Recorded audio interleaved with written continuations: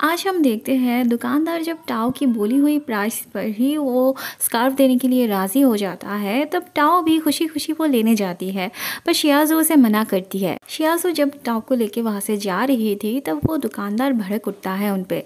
उसके मुताबिक उन्होंने उस स्कार्फ का बार्गेनिंग करके उसका टाइम वेस्ट कर दिया था। तो वो कहता है उन्हें वो स्कार्फ लेनी है या नहीं उसे नहीं पता, बस वो उसका पैसा दे दे। दुकानदार इतना ज़्यादा चिल्ला रहा था कि ये दोनों उससे लड़ भी नहीं पा रहे थे। तभी वहाँ लीनू आ जाती है और वो उन दोनों की तरफ से प्रोटेस्ट करती है। लीनू पुलिस में कॉल करने की बात करती है, पर वो दुकानदार तो उससे भी नहीं डरता। वो जब सच में कॉल करने जाती है, तब वो दुकानदार रास्ते पे आता है। बाद में ये दोनों लीनू से थैंक यू कहती है। लीनू उनसे पूछती है क्या उन्होंने उसे पहचाना नहीं। फिर लीनू के याद दिलाने पे उन्हें याद आ जाता है। उन्हें पता चलता है लीनू भी उन्हीं के यूनिवर्सिटी में भर्ती हुई थी। अगले सीन में हम देखते हैं टाओ शियाज़ू को बॉयज हॉस्टल लेके आती है। वहाँ उनकी मुलाकात लूशी से हो जाती है।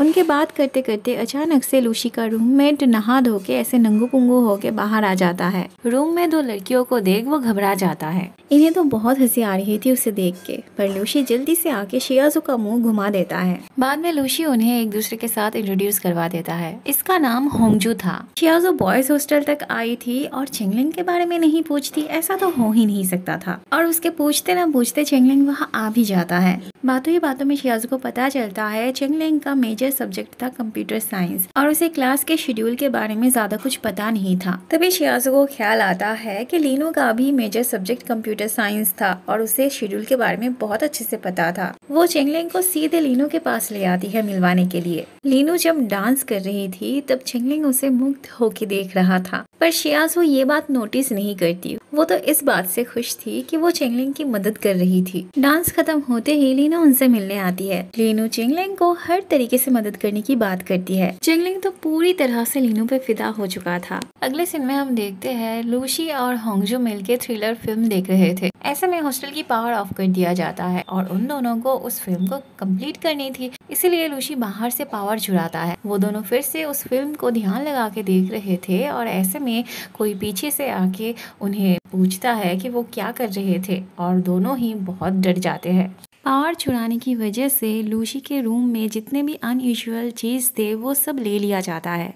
अगले सीन में हम देखते हैं शियाज़ू और टाओ नोटिस बोर्ड पढ़ते पढ़ते अचानक से उनकी नजर पड़ती है जहाँ पे लूशी और होंगजू के कारनामे के बारे में लिखा था। तभी लूशी आके उस नोटिस को वहाँ से हटा लेता है। बाद में चारों मिलके कौन से क्लब में उन्हें ज्वाइन होना है वो देखने जाते हैं। वहाँ पे बास्केटबॉल क्लब भी था। लूशी चेंगलिंग से कहता है उसे ज्वाइन होने के लिए। चेंगलिंग कहता है उसने ऑलरेडी 2 सब्जेक्ट साइड में रखा है, तो उसे टाइम कहाँ मिलेगा प्रैक्टिस के लिए। लूशी कहता है वो बस उसे कंपनी देने के लिए ज्वाइन करे। चेंगलिंग के लिए शियाज़ू भी बास्केटबॉल क्लब ज्वाइन करना चाहती थी, पर लूशी उसके हाइट को लेकर मजाक उड़ाता है। तभी उस क्लब की असिस्टेंट कोच लूशी से झगड़ा करने आती है, क्योंकि वो एक लड़की थी और उसका हाइट भी शॉर्ट था। इसके बावजूद वो उस क्लब की असिस्टेंट कोच थी। लूशी शियाज़ू के हाइट को लेके मजाक उड़ा रहा था, इसीलिए असिस्टेंट कोच भी अपने टीम में से एक लड़के को बुलाती है जो लूशी से ज्यादा हाइट का था। फिर वो लूशी के काबिलियत पर सवाल उठाती है। लूशी तब कोच का ही मजाक उड़ाने लगता है। वो कहता है जहाँ पे उसके जैसी कोच हो उसे वहाँ ज्वाइन ही नहीं करना।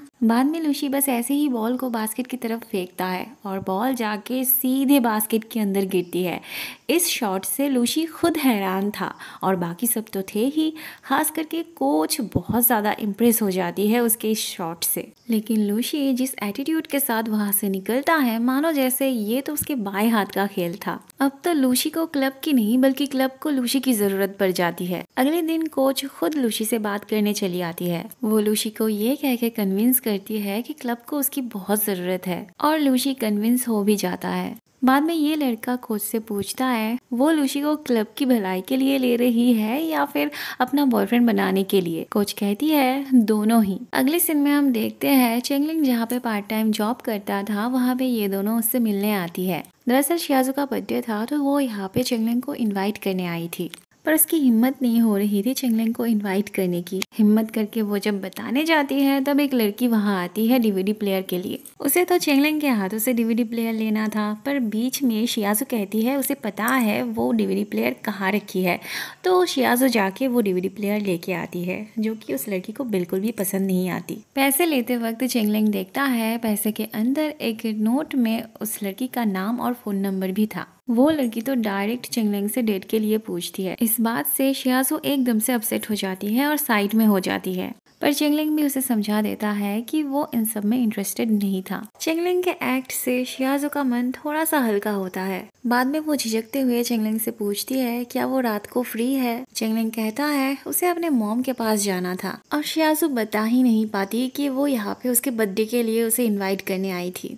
वहाँ टाओ को जो डीवीडी प्लेयर चाहिए थी वो उसे मिल जाती है, पर उससे पहले ही होंगजो उस डीवीडी प्लेयर को ले लेता है। उस डीवीडी को लेने के लिए दोनों के बीच झगड़ा होती है, और फिर बाद में टाओ कहती है उसे नहीं चाहिए। टाओ को उदास देख के होंगजो उसे दे भी देता है। टाओ कहती है पहले वो सुन ले फिर वो उसे दे देगी, लेकिन होंगजो के पास ऑलरेडी वो डीवीडी प्लेयर थी। वो तो बस ऐसे ही मजाक कर रहा था उसके साथ। म्यूजिक को लेके दोनों के विचार काफी हद तक मिलते जुलते थे। इस खुशी में होंगजू टाओ का फेवरेट सॉन्ग गा के सुनाता है, फिर तो टाओ भी उसके साथ गाने लगती है। अगले सीन में हम देखते हैं टाओ हंस हंस के किसी से बात कर रही होती है। बाद में शियासू के पूछने पे टाओ बताती है कि उसके पापा ने उसे कॉल किया था। वो उसे और उसके मॉम को लेके घूमने जाना चाहते थे, पर टाओ ने अपने पापा को मना कर दिया क्योंकि उसे शियाजू का बर्थडे मनाना था। पर शियाजू इतनी सेल्फिश नहीं थी कि अपना बर्थडे मनाने के लिए वो अपनी दोस्त के फैमिली प्रोग्राम को कैंसिल करने देती। बाद में अकेले बैठे बैठे वो अपनी फैमिली को मिस कर रही होती है, और वह शियाजू के मॉम को तो ख्याल ही नहीं था कि शियाजू घर पे नहीं थी। वो यूं ही शियाजू का नाम पुकार के उसे बुलाने लगती है। शियाजू का भाई आके उन्हें याद दिला देता है। वो तो उन्हें ये भी याद दिला देता है कि आज शियाजू का बर्थडे था। तो शियाजू की मॉम कहती है तो क्या हुआ, अगर उसे आना होगा तो वो अपने आप आएगी। शियाजू अपने मॉम को कॉल करने जाती है पर कर नहीं पाती। उसे अपना बर्थडे अकेले नहीं मनाना था, इसीलिए ट्रीट के बहाने वो लूशी को इनवाइट करने जाती है, पर लूशी कहता है उसके पास टाइम नहीं है जाने के लिए। अब बेचारी ना तो चेंगलेंग को बता पाई, टाओ को भी उसने फैमिली के साथ भेज दिया, अपने घर पे भी एक फोन नहीं कर पाई। एक लूशी ही बचा था जो कि उसने भी मना कर दिया। बेचारी ये सोच के अपसेट हो रही थी कि इस बार उसे अपना बर्थडे अकेले ही मनाना पड़ेगा, पर उसे नहीं पता था कि उसके लिए कौन सी सरप्राइज वेट कर रही थी। दरअसल ये तीनों शियाजू को सरप्राइज देने के लिए सुबह से एक्टिंग किए जा रहे थे। शियाजू के बर्थडे पार्टी पर उन्होंने शियाजू के बाकी 2 रूममेट्स और लीनू को भी बुलाया था। बाद में लूशी कहता है चेंगलेंग को उसका बर्थडे याद था, उसने और टाओ ने मिलके ये पूरा प्लान किया था। उन्होंने तो उसे भी एक्टिंग करने के लिए कहा था। पार्टी बहुत अच्छा जा रही थी। ऐसे में लीनू देखती है एक आदमी एक लड़की को बहला फुसला कर अपने साथ ले जा रहा था। लीनू उन्हें रोकने के लिए पागलों की तरह दौड़ने लगती है, और ऐसे में उससे एक हादसा हो जाता है।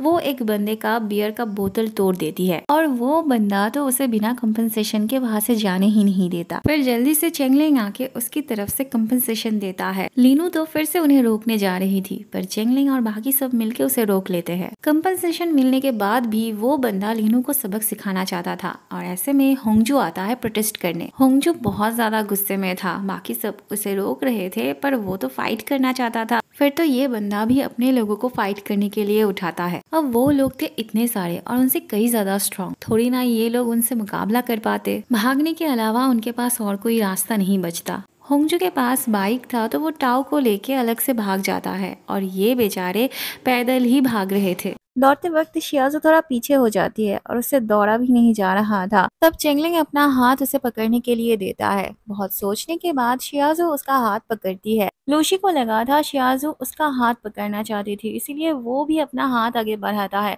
पर वो देखता है उसने ऑलरेडी चेंगलेंग का हाथ पकड़ के रखा है। बहुत दूर आने के बाद फाइनली उन लोगों से पीछा छूटता है। बाद में लीनू शियाजू से माफी मांगती है उसका बर्थडे खराब करने के लिए, पर शियाजू कहती है कोई बात नहीं, बल्कि उसका इस बार का बर्थडे तो सबके लिए यादगार रहने वाली है।